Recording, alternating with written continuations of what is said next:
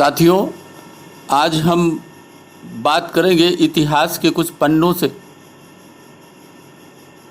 साथियों, हम देखते हैं कि आजकल जोगिंदर नाथ और जिन्ना के चेलों द्वारा ऐसी बातें की जाती हैं जो बाबा साहेब, उनके जो आदेश थे, उनके जो निर्देश थे, उनका जो लिखित साहित्य है, उसके बिल्कुल विपरीत हैं। हम कह सकते हैं कि बाबा साहेब की फ़ोटो लगाकर ये दल और संगठन एक तरह से बाबा साहेब की बातों का अनुसरण न करके, उसके विरोध में काम करके बाबा साहेब का अपमान ही करते हैं। साथियों, बाबा साहेब के नाम पर संगठन चलाने वाले बाबा साहेब की लिखी बातों से इनकार करते हैं। बाबा साहेब ने जोगिंदर नाथ और जिन्ना की नीतियों का सदैव विरोध किया, लेकिन यह लोग बाबा साहेब की फ़ोटो लगाकर जोगिंदर नाथ मंडल और जिन्ना की नीतियों को ही आगे बढ़ा रहे हैं। बाबा साहेब ने हिंदुओं में सुधार और एकता की ही बात की। बाबा साहेब भीमराव ने हिंदुओं के बिखराव की बात कभी नहीं की। मुस्लिम और ईसाई अगर विरोध करें तो बात समझ में आती है, लेकिन जब भारत का हिंदू ही राष्ट्रीय स्वयंसेवक संघ, हिंदू महासभा, विश्व हिंदू परिषद, दुर्गा वाहिनी और बजरंग दल जैसे हिंदू हित की बात करने वाली सामाजिक संस्थाओं का विरोध करता है तो अजीब लगता है। ईसाई और मुस्लिम संस्थाओं की सैकड़ों हजारों संस्थाएं पूरी दुनिया में और भारत में भी धर्म परिवर्तन का खेल खेलती रही हैं। उनकी जमातें बस्तियों में जाती हैं और यह धर्म परिवर्तन का खेल खेलती रहती है, लेकिन आज तक किसी मुस्लिम और ईसाई को इन जमातों का, इन संस्थाओं का, इन संगठनों का विरोध करते मैंने नहीं देखा। साथियों, आपको मंचों पे मंडल के चेले ब्राह्मण को गाली देते, ब्राह्मण को जातिवाद पे गाली देते आपको दिख जाएंगे। लेकिन साथियों, अगर आप ध्यानपूर्वक देखें और समझें तो इस धरती का ब्राह्मण उसी तरह से है जैसे इस्लाम में एक मौलवी और इमाम, जैसे ईसाईयत में एक फादर अर्थात पादरी। लेकिन साथियों, हिंदुओं का जो ब्राह्मण, पुरोहित और पंडित है, इसने हिंदुओं को मंदिरों के माध्यम से संगठित करने का पूरा प्रयास किया और सदैव करते रहे। और यह ब्राह्मण उस क्षत्रिय राम की पूजा करता है जिसने ब्राह्मण दुष्ट रावण का संहार किया था। ऐसे क्षत्रिय राम को पूजता है मंदिरों में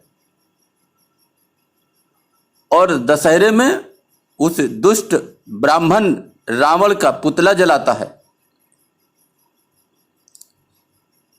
साथियों, लहसुन और प्याज से भी परहेज करने वाला पंडित, पुरोहित, ब्राह्मण, वो क्या किसी के साथ हिंसा करेगा? साथियों, ये ब्राह्मण वाल्मीकि द्वारा लिखी हुई रामायण पढ़कर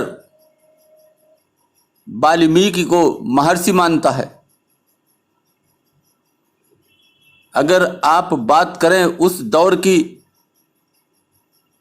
जिस दौर में बाहर से विदेशी हमलावर भारत में नहीं आए, तब आप अनेक धर्म ग्रंथों में देख लें, हिंदुस्तान में पर्दा प्रथा नाम की कोई चीज नहीं थी। साथियों, ये जो पर्दा प्रथा आई,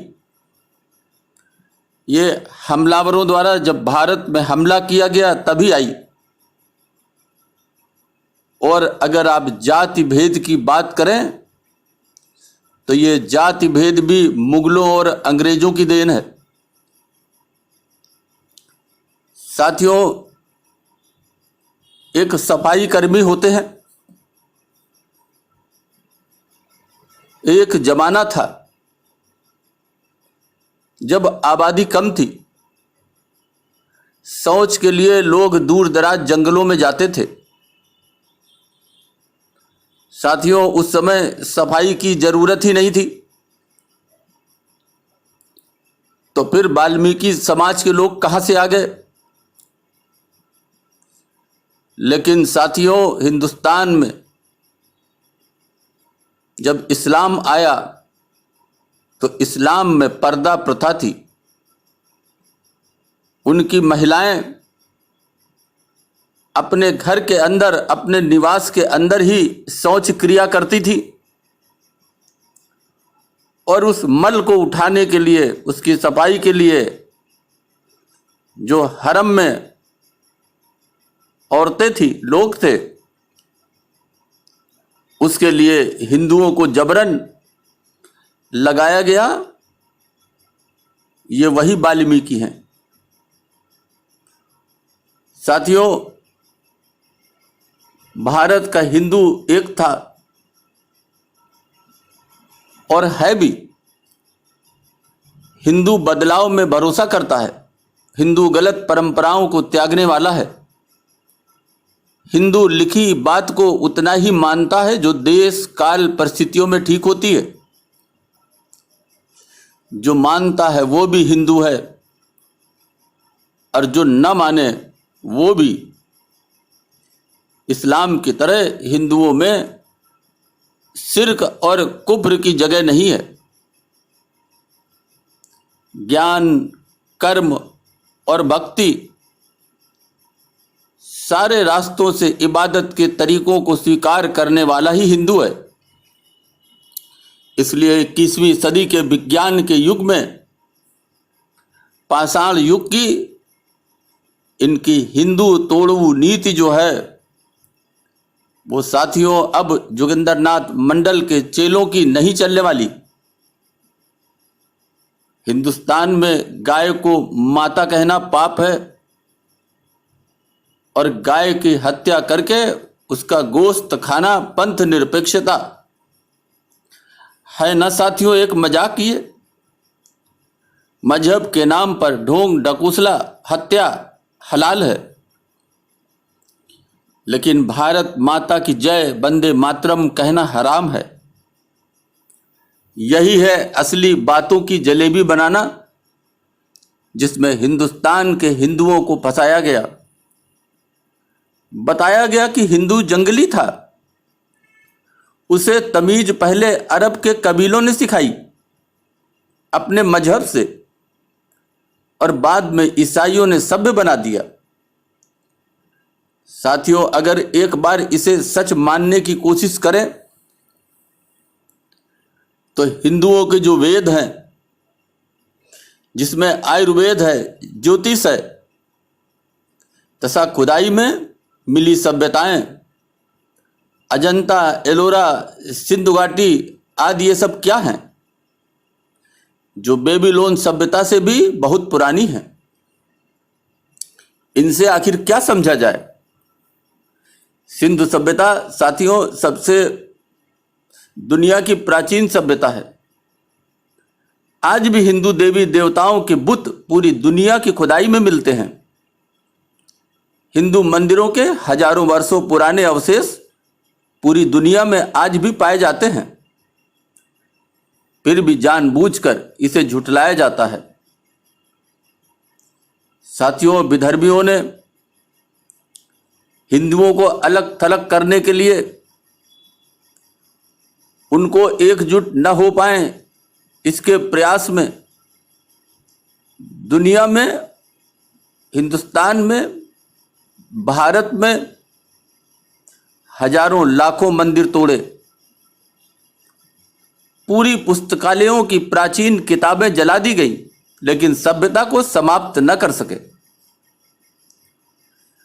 कोई लाख कोशिश कर ले, लेकिन इतिहास कभी झूठ नहीं बोलता।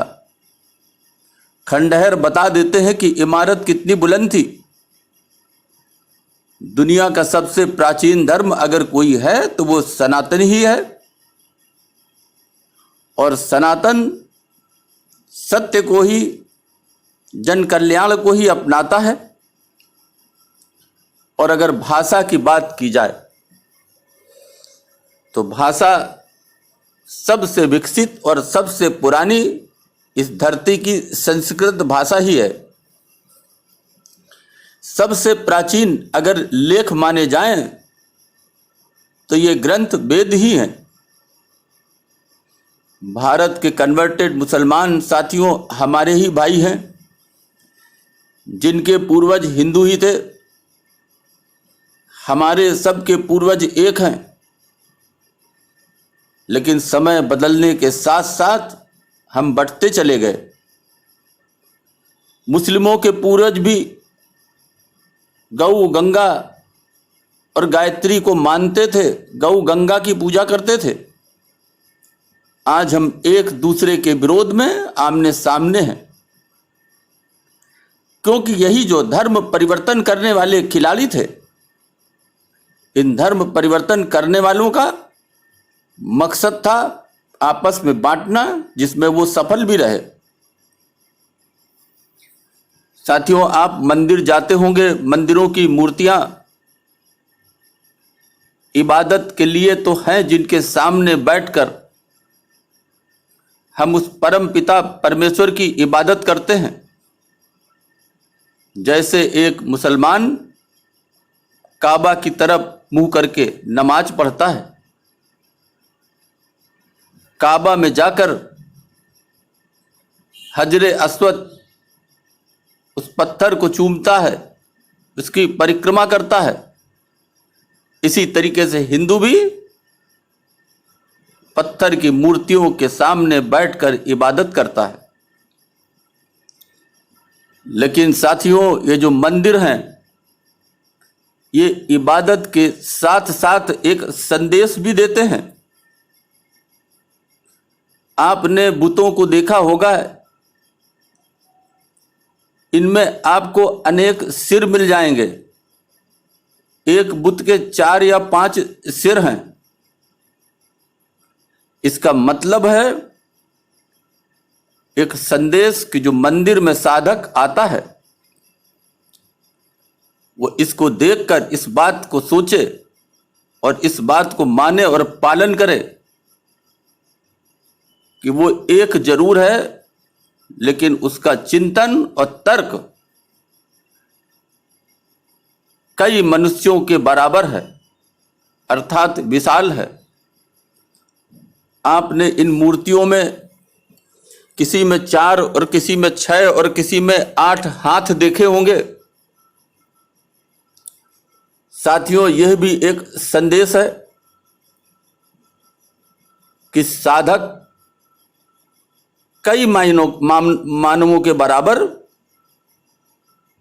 उसमें कर्म की अधिकता हो। आपने बुतों को एक हाथ में शास्त्र और शस्त्र के साथ देखा होगा। यह भी साथियों एक संदेश है कि आप ज्ञान जरूर प्राप्त करें, लेकिन आप में इतना बल हो कि आप अपनी रक्षा कर सकें और अपनों की रक्षा कर सकें। इसलिए शस्त्र धारण करना भी आपके लिए एक जरूरत है, ताकि ज्ञान के साथ साथ सुरक्षा को भी बल मिले। मूर्तियों को भोग, वस्त्र, साज सज्जा, प्रसाद, इन तमाम भौतिक साधनों को मंदिरों में इसलिए स्थान दिया गया ताकि आप तमाम साधन के उपार्जन को आगे बढ़ें, इसीलिए इन साधनों को महत्व दिया गया। ये सब बुतों में दिखाया गया और सिखाया भी गया। ये संदेश मंदिरों में दिया गया हिंदुओं को बुतों के द्वारा। इसे भक्ति के साथ, इबादत के साथ जोड़ा भी गया। फिर साथियों, विधर्मियों को इसमें क्या समस्या हो सकती है? लेकिन समस्या यह है कि आपका कोई दुश्मन आपको मजबूत होता नहीं देखना चाहेगा, इसलिए हिंदुओं को मंदिरों से दूर करने के पूरे प्रयास किए जाते हैं। मुस्लिम मस्जिदों में इकट्ठा होते हैं तो ईसाई गिरजाघरों में इकट्ठा होकर उनके जो पादरी हैं, उनके जो इमाम हैं, मौलवी हैं, वो उस भीड़ को समझाते हैं, उनको एक दिशा देते हैं और इसके बाद इकट्ठा होकर वो सब आपस में विचार विमर्श भी करते हैं।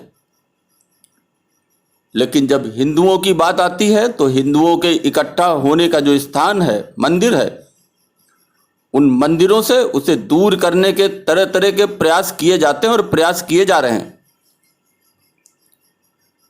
लेकिन साथियों, कहते हैं जहां आवश्यकता होती है वहां राह भी पैदा हो जाती है। जब से दक्षिण भारत के हिंदुओं ने समाज के सबसे पिछड़े लोगों को आगे लाकर उन्हें दीक्षित किया और मंदिरों का पुरोहित बनाना शुरू कर दिया, तब से इन लोगों की नींद गायब है। इस्लाम और ईसाईयत की तर्ज पर दूसरे मजहब को हिंदुत्व की दावत देने के लिए हिंदुओं की भी जमातें अब निकल पड़ी हैं। लोग भारी संख्या में घर वापसी कर रहे हैं, इसलिए इन संस्थाओं पर मुस्लिमों के हमले बढ़ गए हैं। साथियों, आपने ऐसे तमाम किस्से पाकिस्तान और बांग्लादेश में सुने होंगे। इस्कॉन मंदिर का अभी मामला नया है। वो करें तो साथियों रासलीला, और अगर हिंदू करे तो उसका कैरेक्टर ढीला। ये साथियों अधिक दिनों तक अब नहीं चलने वाला। ब्राह्मण, बनिया, दलित, क्षत्रिय, मूल निवासी, गैर मूल निवासी, इन तमाम जाति भेद की बातों में ही ये मंचों से हिंदुओं को, लोगों को फंसाते हैं, उलझाते हैं और धर्म परिवर्तन के लिए प्रेरित करते हैं। साथियों, सच तो यह है कि हिंदुस्तान में रहने वाले सभी जितने भी लोग हैं वो हिंदू ही हैं। हिंदू साथियों न तो कोई धर्म है और न ही कोई मजहब है, बल्कि हिंदुस्तान की सभ्यता और एक संस्कृति है। अब साथियों, किताबों में क्या लिखा है? बहुत कुछ लिखा हो सकता है जो ठीक भी होगा और गलत भी होगा।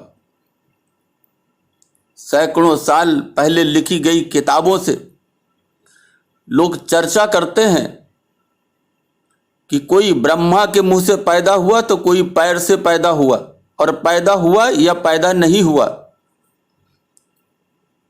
साथियों, आज विज्ञान का युग है, लोग पढ़े लिखे हैं, तमाम बातों को जानते, समझते और पहचानते हैं, और इसके बाद जो गलत बातें हैं उन्हें छोड़ देते हैं, और जो ठीक बातें, फायदे की बातें हैं, जोड़ने की बातें हैं, उन्हें ही अपनाते हैं।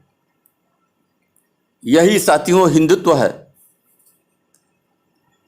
साथियों, कोई ब्रह्मा के मुंह से पैदा हुआ या नहीं, ये बातें 21वीं सदी के विज्ञान के युग में बेकार की बकवास ही है। सारे हिंदू एक जैसे हैं, सब भाई भाई ही हैं, सबका ईमान इंसानियत एक है।